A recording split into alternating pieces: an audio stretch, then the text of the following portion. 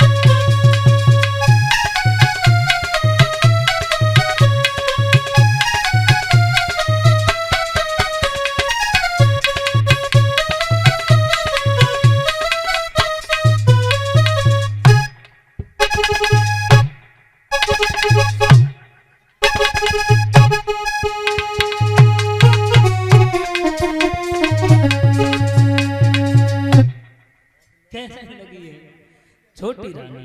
ऐसे नहीं, अरे चली जा। तुझे अगर रहना है ना तो खेतों पे झोपड़ी डलवा देंगे, वहां रहेगी, घर में नहीं रहने दूंगी।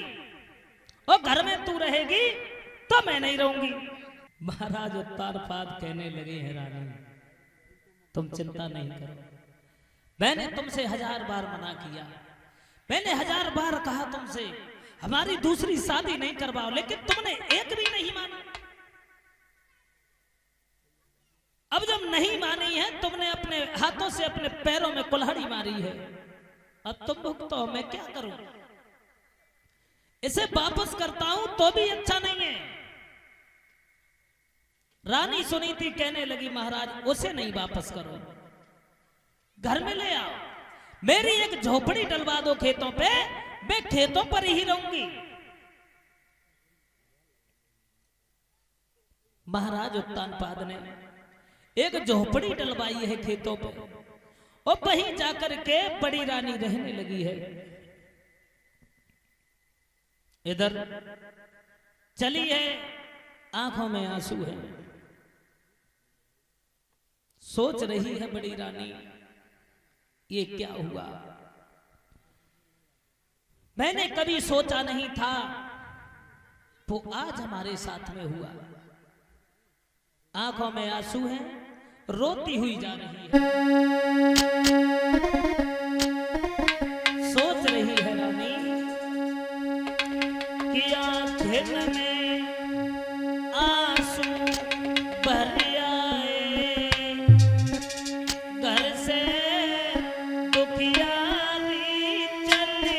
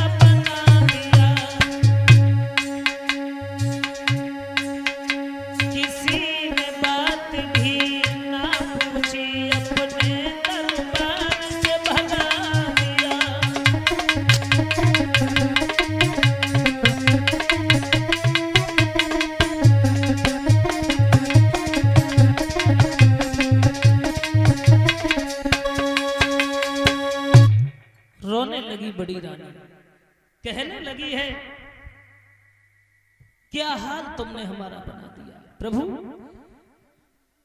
मैं नहीं जानती थी कि मैं अपने महाराज की दूसरी शादी करवाने के बाद में हमारे जीवन की बर्बादी हो जाएगी। मुझे नहीं पता था ऐसा, लेकिन तुम्हारी लीला का किसी ने पार नहीं पाया है प्रभु। चली है बड़ी रानी और जाकर के खेतों पर रहने लगी है, और छोटी रानी इधर महलों में रहने लगी है। जब महलों में छोटी रानी रहने लगी है, उसके पास में हजारों दासियां हैं, चैन से लेटती है, कोई भी काम नहीं करती है। और बड़ी रानी इधर खेतों पे एक चाकी रखवा दी है, और थोड़े से जौ पहुंच जाते हैं, वही पीस के नमक की रोटी बना के खाती है। ये 51 रुपए का पुरस्कार श्रीमान विश्वनाथ जी मौजी नगरा के रहने वाले हैं, उनकी तरफ से ये माता जी दे करके गई हैं। भगवान से कामना करते हैं ऐसी माताओं का आशीर्वाद हमारे सर पे बना रहे, धर्म क्षेत्र में यूं ही हाथ अग्रसर होते रहे, आने वाले भविष्य में इनकी हर मनोकामना भगवान पूर्ण करता रहे। बोलिए गोविंद भगवान की। इधर बड़ी रानी रह रही है झोपड़ी में।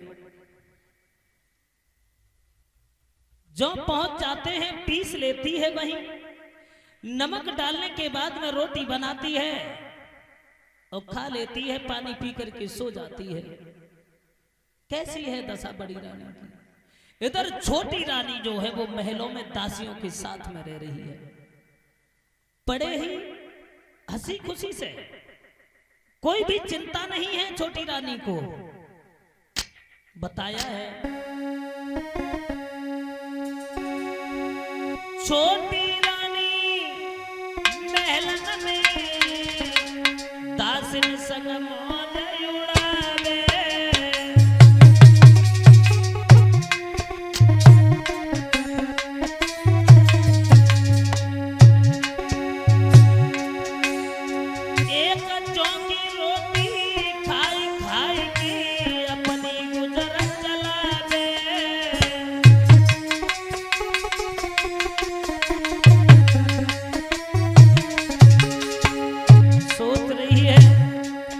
बड़ी रानी ये गलती तो खैर हमारी है, लेकिन क्या करें, महाराज की बन गई मोसे भारी भूल, और जिनको मैंने फूल बोल बोल बन बैठे थे रसूल। ऐसे जीवन से तो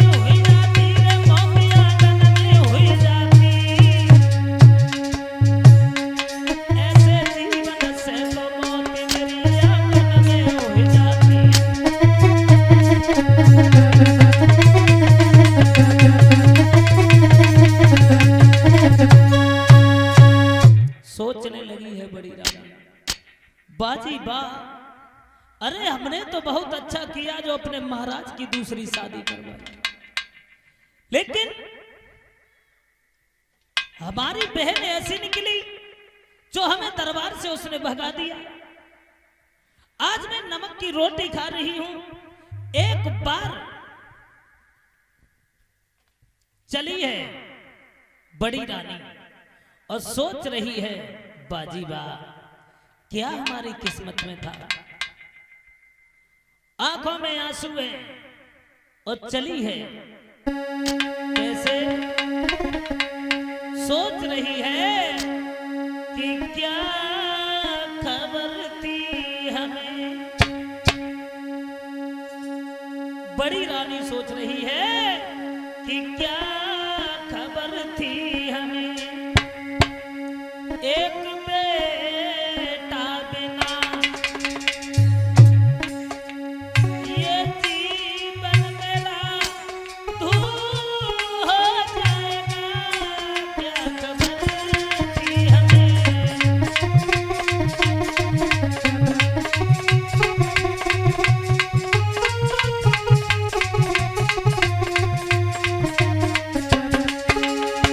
सोच रही है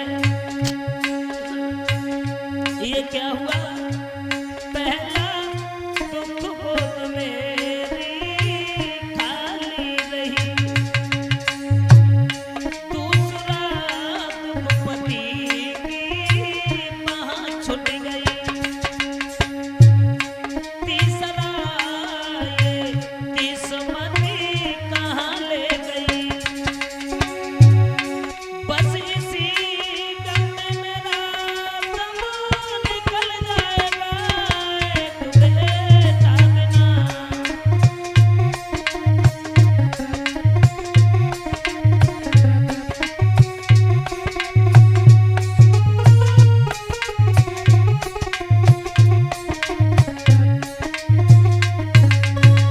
सोच रही है एक पुत्र के बिना ये हमारी हालत है। क्या करें प्रभु, अब तो मैं कहीं की नहीं रही, हमारा सब कुछ छूट गया। घर आंगन वो भी छूट गया, महाराज भी हमारे हाथ से निकल गए, हमारे घर में कोई संतान भी नहीं हुई। क्या करें। इधर चली है यही सोच करके बड़ी रानी उस झोपड़ी से निकली है और रात के समय वन में मरने के लिए चली। जब मरने के लिए चली है तो धीरे धीरे धीरे धीरे पहुंच गई वहां बहुत घने जंगल में। और जब उस वन में पहुंची है बड़ी रानी तो क्या देखा है, वहां देवऋषि नारद है। देवऋषि नारद ने देखा इस घने जंगल में कौन है, आवाज लगाई, कौन है इस घने जंगल में, दिखाई नहीं देता है, रात में शेर भेड़िया तुम्हें खा जाएगा। तो रानी वहीं खड़ी हो गई। जब रानी खड़ी हुई है वहां देवऋषि नारद धीरे धीरे पहुंच गए। कहने लगे तुम कहां से आई हो, क्या करने आई इतनी रात के समय। तो बड़ी रानी सुनीति कहने लगी है महाराज मैं मरने के लिए आई हूं। क्यों? क्योंकि हमारे कोई संतान नहीं हुई, और जब संतान नहीं हुई तो मैंने अपने महाराज की दूसरी शादी करवाई, और दूसरी शादी जो हुई दूसरी पत्नी आई, उसने हमें घर से निकलवा दिया। अब तो हमारा कोई नहीं रहा, ना हमारे संतान है ना हमारे महाराज हैं, घर से बेघर हैं। इससे तो अच्छा ये है कि हम मर जाएं, वही अच्छा है। अब ऐसी जिंदगी हमसे जी नहीं जाती है। नारद कहने लगे हैं पागल नहीं बनो, पागल नहीं बनो, और तुम मर जाओगी तो क्या संतान हो जाएगी, तुम्हें सुख मिल जाएगा? कुछ नहीं, मर जाओगी कुछ नहीं मिलने वाला। भगवान ने तुम्हें जिंदगी दी है, उस जिंदगी को हंसी खुशी से जियो, मरो नहीं। साथियों, और जैसे ही हाथ लिया है सुनीति का देवऋषि नारद ने, तो कहने लगे हैं रानी तुम्हारे तो इतना सुंदर बालक है जो तीनों लोकों में नाम हो जाएगा तुम्हारा, और तुम्हारे बच्चे का तुम कह रहे हो कि तुम्हारे घर में संतान नहीं है, तुम्हारे संतान होगी। रानी कहने लगी संतान होगी? महाराज अब कैसे संतान होगी, जो हमारे महाराज भी हमारे पास नहीं आते हैं, कहां से संतान हो जाएगी? तो कहने लगे हैं देवऋषि नारद चिंता नहीं करो, ये हमारा वचन है, हमारा आशीर्वाद है। जो तुम्हारे घर में संतान होगी और तुम्हारे गर्भ से वो बालक पैदा होगा जिसका तीनों लोकों में नाम होगा। हंसने लगी बड़ी रानी बाजी बा, तीनों लोकों में। हम तो ये जानते थे कि संत महात्मा कभी झूठ नहीं बोलते हैं, लेकिन तुम हमसे झूठ बोल रहे हो। कहने लगे नारद तुम पागल नहीं बनो, तुम्हारे घर में तुम्हारे गर्भ से वो संतान पैदा होगी जो तीनों लोकों में उसका नाम रहेगा। और ये मेरा वादा है, तुम मरो नहीं, घर पे चली जाओ। ये बातें सुनी है तो बड़ी रानी जब आई है अपनी झोपड़ी में तो वहां वही बातें सोच रही है। भगवान संत महात्मा ने ये कहा तो, लेकिन कैसे क्या होगा मेरी समझ में नहीं आता है।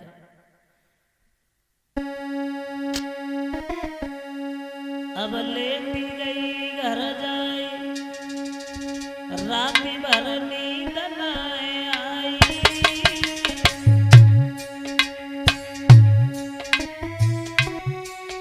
और सन्यासी की बातें गई बुद्धि में दोहराई। सोच रही है बड़ी रानी, भगवान कैसे क्या होगा। नींद नहीं आती है बड़ी रानी को, लेटी हुई है। लेटी गई घर जाए, रात भर नींद न आई।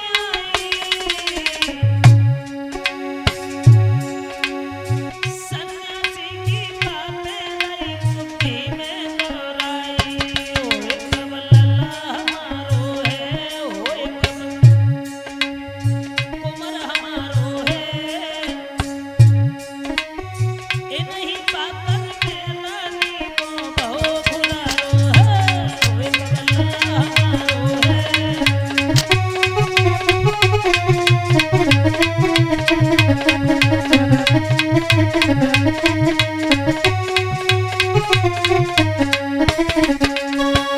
सो गई, वही बातें आ रही हैं और सोच रही है बाजी बा, संत महात्मा ने कहा तो, लेकिन हमारे घर में संतान कब पैदा होगी। सोती रही। इधर रानी सुनीति तो अपने झोपड़ी में सो रही है। रानी स्वरची जो है वो महलों में सो रही है। कैसी है भगवान की माया। जब ये देखा है, दूसरा दिन हुआ जो महात्मा की बात सांची होने के लिए आई।